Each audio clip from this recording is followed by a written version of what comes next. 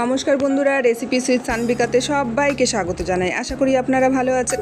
আজকে আবারও চলে এসেছি দারুণ একটি রেসিপি আপনাদের সাথে শেয়ার করতে। আজকে আমি শোলা কচুর রেসিপি আপনাদের সাথে শেয়ার করব।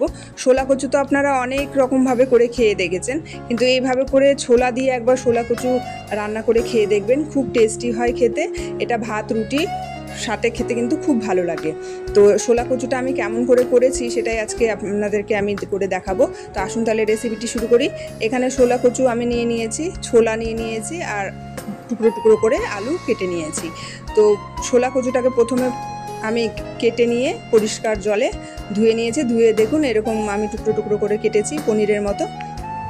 শোলা কচু কাটার সময় যদি হাত চুলকো তাহলে আপনারা কিন্তু একটু সর্ষের তেল লাগিয়ে নিয়ে তারপরে কাটতে পারেন, বা গ্লাভস পরেও কাটতে পারেন। তারপরে শোলা কচুর মধ্যে আমি দিয়ে দিলাম নুন হলুদ দিয়ে, এবার এটাকে কিন্তু একটু সেদ্ধ করে নিতে হবে। তারপরে দেখুন এই শোলা কচু রান্না করার জন্য একটা মশলা করে নিয়েছি, শুকনো লঙ্কা, ধনে, জিরে আর গোটা গরম মশলা। এটা ভালো করে একটু ড্রাই রোস্ট করে নিয়ে আমি এটাকে মিক্সারে গুঁড়ো করে নিচ্ছি। এরপরে দিয়ে দিলাম আমি দুটো কাঁচা লঙ্কা আর 4 টুকরো আদা, আর সামান্য একটু জল দিয়ে একটা ভালো মিহি পেস্ট করে নিতে হবে। এরপরে দেখুন শোলা কচুটা যখন একটু ফুটে উঠেছে তখন আমি ছোলাটা দিয়ে দিলাম, কাঁচা ছোলাটা দেওয়ার পরে 5 মিনিট ভালো করে সেদ্ধ করে নিতে হবে। তারপরে এটাকে আমি কিন্তু নামিয়ে নিচ্ছি। এরপর একটা কড়াই বসিয়ে দিয়েছি। কড়াইয়ের মধ্যে প্রথমে আলুটাকে আমি লাল করে ভেজে নেব। সামান্য একটু নুন আর হলুদ দিয়ে আলুটাকে ভেজে নিতে হবে। নিরামিষ দিনে কিন্তু এই রেসিপিটা আপনারা করে খেতে পারেন, খুব ভালো লাগে খেতে।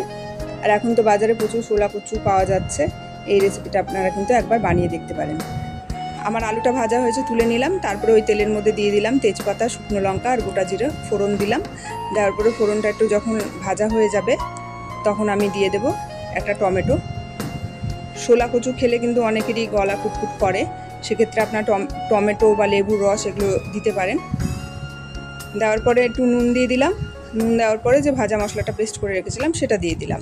দেওয়ার পরে ওর মধ্যে দিচ্ছি আমি হলুদ গুঁড়ো, কাশ্মীরি লঙ্কা গুঁড়ো দিয়ে আবারও ভালো করে মশলাটাকে কষিয়ে নিচ্ছি।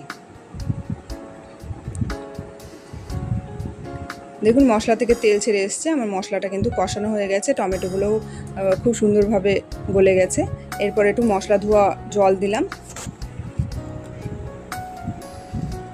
দিয়ে আবার একটু নেড়ে চেড়ে নিয়ে আমি ভাজা আলুটা দিয়ে দিচ্ছি। ভাজা আলুটা দিয়ে আবারও 1 থেকে 2 মিনিট ভালো করে এটাকে কষিয়ে নিতে হবে। আর একটু আমি মশলা ধোয়া জল দিলাম যাতে আলুটা ভালো করে সেদ্ধ হয়ে যায়, তার জন্য আমি ঢেকে দিচ্ছি আলুটাকে। 2 থেকে 3 মিনিট এরকম ঢাকা দিয়ে রাখার পরে আমি ঢাকা খুললাম। দেখুন আলুটা কিন্তু সুন্দর সেদ্ধ হয়ে গেছে। এরপর ভালো করে আলুটাকে নাড়াচাড়া করে নিয়ে শোলা কচু আর ছোলা যেটা সেদ্ধ করে রেখেছিলাম সেটা দিয়ে দিলাম। দিয়ে আবারও ভালো করে মশলার সাথে কষিয়ে নিচ্ছি।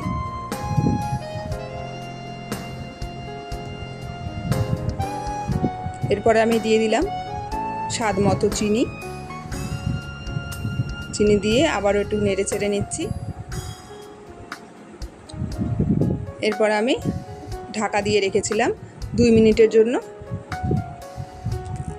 ঢাকা খুলে দেখুন কি সুন্দর কষে এসছে, শোলা কচুটা খুব সুন্দরভাবে কষানো হয়ে গেছে। এরপর আমি দিয়ে দিলাম পরিমাণ মতো জল।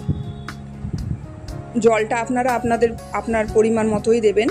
আপনারা ঝোল যদি রাখতে চান তাহলে ওইভাবে দেবেন, আর যদি একটু কষা কষা করতে চান তাহলে সেইভাবে জলটা দিতে হবে।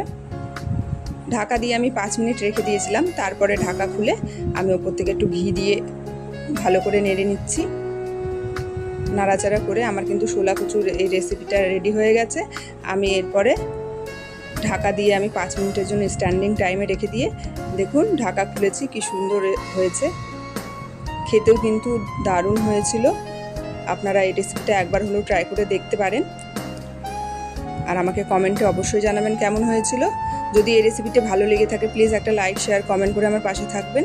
যারা নতুন বন্ধু আছেন, প্রথমবার আমার চ্যানেলটিকে দেখছেন, আমার রেসিপিটি যদি ভালো লেগে থাকে প্লিজ আমার চ্যানেলটিকে সাবস্ক্রাইব করে আমার পাশে থাকবেন। এতক্ষণ আপনারা আমার ধৈর্য ধরে ভিডিওটি দেখলেন, তার জন্য আপনাদের অসংখ্য ধন্যবাদ।